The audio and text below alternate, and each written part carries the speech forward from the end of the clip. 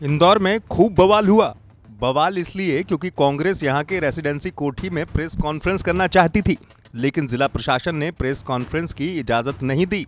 इस दौरान कांग्रेस नेताओं और प्रशासनिक अधिकारियों के बीच खूब तू मैं हुई। प्रेस कॉन्फ्रेंस से रोके जाने के बाद पूर्व मंत्री जीतू पटवारी भड़क गए और कोठी के पास मौजूद मैदान में बैठकर प्रेस कॉन्फ्रेंस करने लगे। जीतू पटवारी ने इस दौरान अधिकारियों को चेतावनी देते हुए कहा कि ये सरकार कुछ दिन की मेहमान है, उसके बाद क्या होगा आप लोग खुद समझ जाओ। सहयोग करना चाहते हैं, इस आपदा से लोग मर रहे हैं, राजनीति अपनी जगह, हम सब मिलकर काम करें। पर नहीं, कलेक्टर को कहा गया इनको बुलाया तो तुम्हारा तबादला कर देंगे। कलेक्टर को तबादले का डर है। अभी आप देखो, एक जनप्रतिनिधि की, विधायक की क्या अधिकार है, इसकी बुकलेट है, आप सर्च करोगे तो मिल जाएंगे। जितने सरकारी इस तरह के रेस्ट हाउस और सर्किट हाउस होते हैं, उसमें विधायक जाके अपना सरकारी काम या मीडिया से बात कर सकता है, अधिकार है उसका। पर आपके सामने हमें करने दी, हम चाहते तो वहाँ भी कर सकते थे। पर वेदना क्या है? वेदना ये है कि ये सरकार तानाशाही से चलाना चाहते हैं। और जैसा कमलनाथ जी अभी बोल के गए हैं, गुड्डू भैया जहाँ से चुनाव लड़ रहे हैं सांवेर की मीटिंग में, कि अधिकारी अपने पद की गरिमा रखें, कर्मचारी अपने पद की गरिमा रखें, पुलिस वाले अपनी वर्दी की इज्जत करें, अन्यथा समय बदलते देर नहीं लगेगा। सर्वे क्या आ रहे हैं जरा समझ लो, और सर्वे के आधार पर सरकार कैसी चलेगी ये भी समझ लो। हम आपको डरा नहीं रहे हैं, हम कह रहे हैं कानून और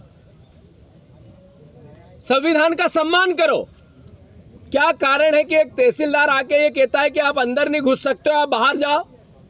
जनप्रतिनिधि विधायक को संजय शुक्ला जी है, पूर्व सांसद है, मैं हूं, एक पार्टी के अध्यक्ष विनय बाकलीवाल है, क्या हम भीड़ लेके आए थे?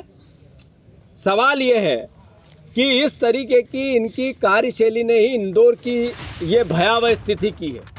जीतू पटवारी ने राज्य की शिवराज सरकार, इंदौर के जिला प्रशासन को खूब खरी खोटी सुनाई। उनके निशाने पर सबसे ज्यादा रहे कैबिनेट मंत्री तुलसी सिलावट। जीतू पटवारी ने लोगों से कोरोना महामारी को देखते हुए सतर्कता बरतने की सलाह देते हुए कहा कि मौजूदा राज्य सरकार स्वास्थ्य सेवाओं पर बिल्कुल ध्यान नहीं दे रही है, जिसकी वजह से अस्पतालों में लूट खसोट मची हुई है।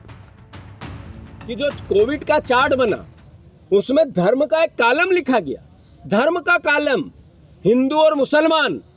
अरे भैया, आपने वहां सिख भी लिखता, अगर धर्म का कॉलम रखना था तो सिख, ईसाई, जैन, बौद्ध सब लिखना था। ये आपका सोच, ये विचार कहता है कि आप पापी हो। और मैं समझता हूं कि पापियों को सजा ये हमारे परिवार के लोग, इंदौर के लोग और मध्य प्रदेश के लोग देंगे ही देंगे। मैं सब बातों के बाद प्रशासन का काम करने के रवैया, कलेक्टर ने कहा कि 3000 विदेशों से लोग आए यहाँ पे, उससे कोरोना फैला।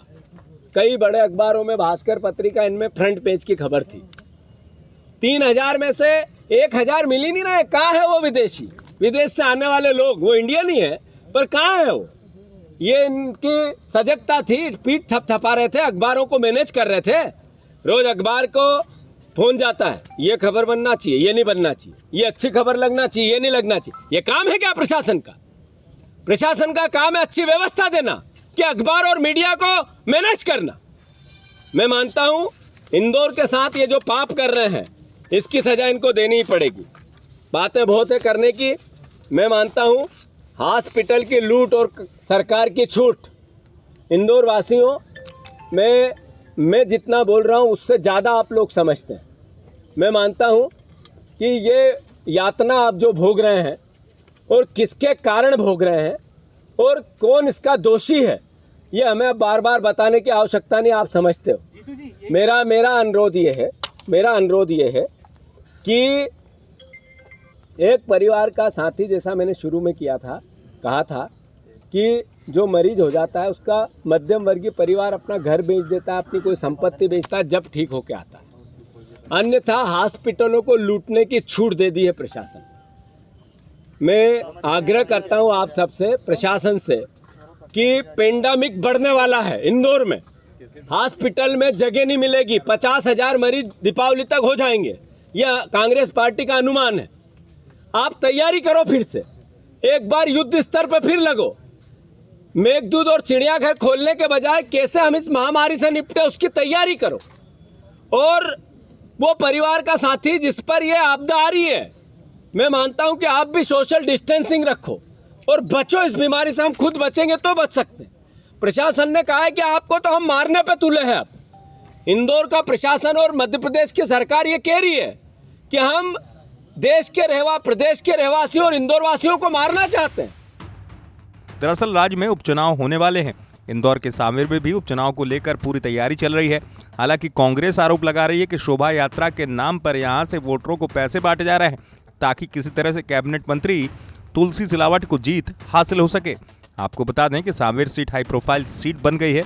यहां से तुलसी सिलावट चुनाव लड़ने वाले हैं और कांग्रेस दावा कर रही है कि तुलसी सिलावट को किसी भी हालत में जीतने नहीं देंगे। इंदौर से धर्मेंद्र कुमार शर्मा की रिपोर्ट, MP तक।